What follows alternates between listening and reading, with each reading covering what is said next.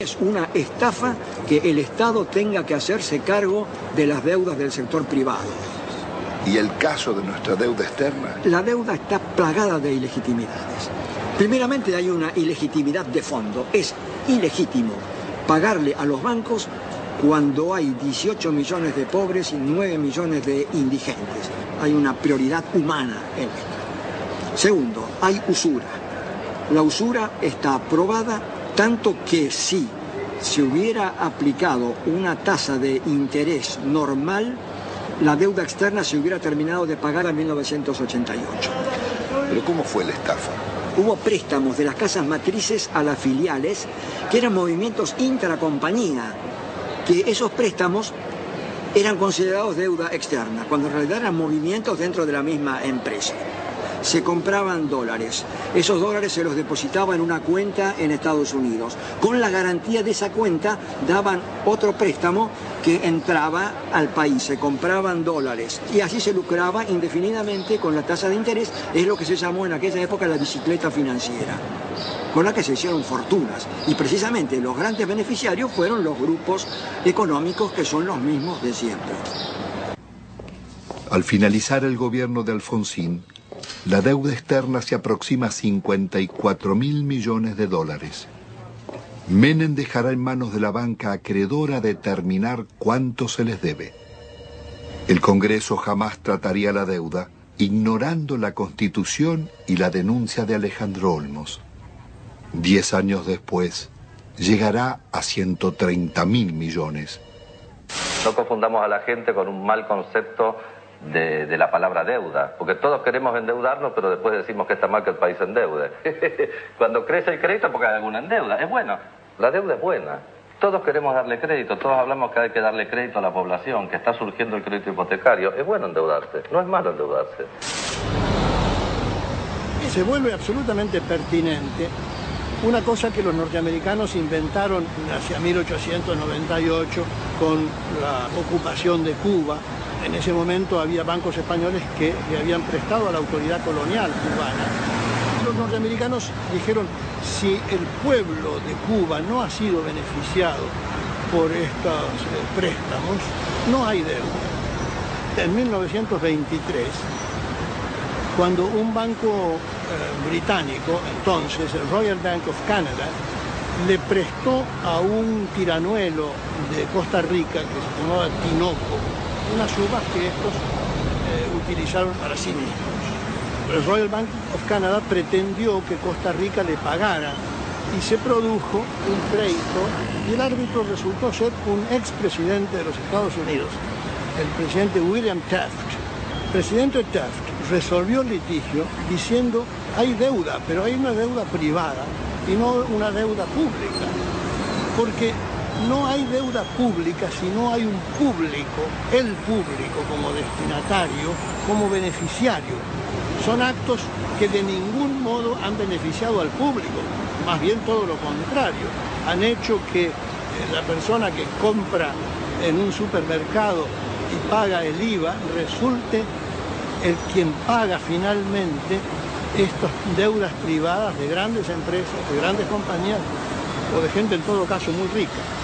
No cabe duda de que la deuda privada irregularmente estatizada, ilícitamente estatizada por el doctor Cavallo, debe ser absolutamente revisado.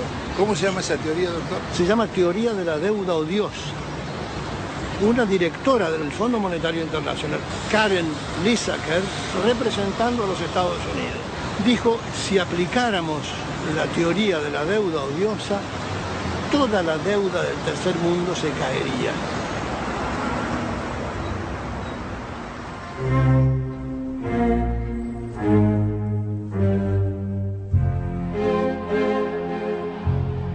La democracia retorna de la mano del radical Raúl Alfonsín con un discurso socialdemócrata.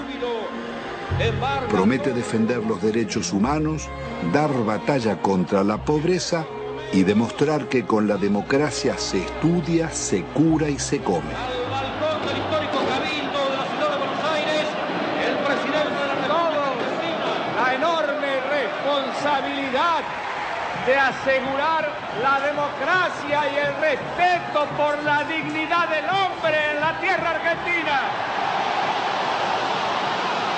Hemos dicho que esto significa que el Estado no puede subordinarse a los grupos financieros internacionales, pero que tampoco puede subordinarse a los privilegiados locales. Pero el Estado está en quiebra y es preciso optar.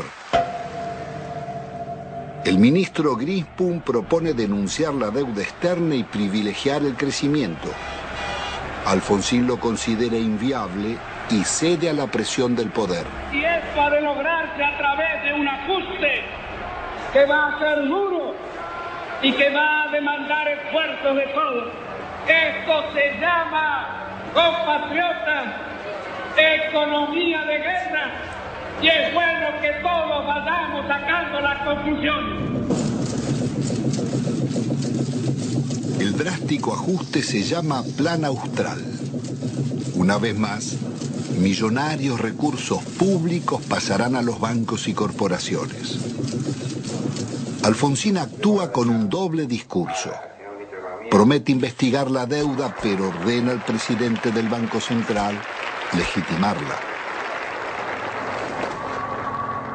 Promueve el juicio a las juntas militares por los crímenes de la dictadura y 2 años después, las leyes de obediencia debida perdonarán los delitos cometidos bajo órdenes superiores.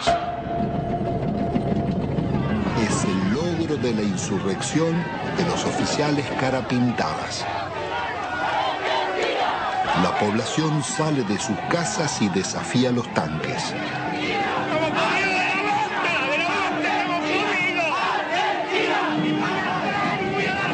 Alfonsín absolverá a los golpistas. Compatriotas, felices Pascuas. Los hombres amotinados han depuesto su actitud. Algunos de ellos, héroes de la guerra de las Malvinas, que tomaron esta posición equivocada. La derrota electoral del radicalismo acelera la crisis. Un golpe del mercado desata la hiperinflación y se producen saqueos en los supermercados. He resuelto resignar el cargo de presidente de la nación argentina con el que el pueblo me honrara desde el 10 de Alfonsín debe renunciar 6 meses antes de finalizar su mandato.